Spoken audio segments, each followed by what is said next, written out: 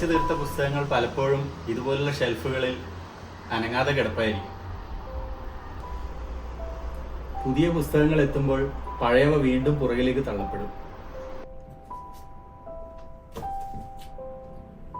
പരീക്ഷകൾ കഴിയുന്നതോടെ നമ്മുടെ കുട്ടികളുടെ ഗൈഡുകൾ, സാമ്പിൾ ക്വസ്റ്റ്യൻ പേപ്പർ, എൻട്രൻസ് പഠന സഹായികൾ ഇതെല്ലാം തൂക്കി വിൽക്കപ്പെടും.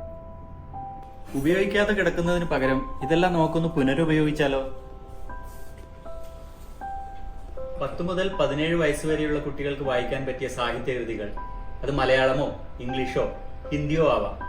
അതുപോലെ തന്നെ മോട്ടിവേഷണൽ ബുക്സ്, CBSE സിലബസിൽ ഉൾപ്പെട്ട പഠന സഹായികൾ, ഇതുപോലെ നവോദയ കുട്ടികൾക്ക് ഉപകാരപ്പെടുന്ന പുസ്തകങ്ങൾ കളക്ട് ചെയ്ത് ഡൊണേറ്റ് ചെയ്യാൻ 4th ബാച്ചുകാർ ഒരു ക്യാമ്പയിൻ തുടങ്ങുകയാണ്.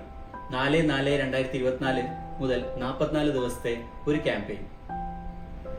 നല്ല കണ്ടീഷനുള്ള ഉപയോഗിച്ച പുസ്തകങ്ങളോ അല്ലെങ്കിൽ പുതിയതായി വാങ്ങിയിട്ടോ അല്ലെങ്കിൽ വാങ്ങാനുള്ള പൈസയായിട്ടോ നിങ്ങൾക്കും ഇതിൽ പങ്കുചേരാം.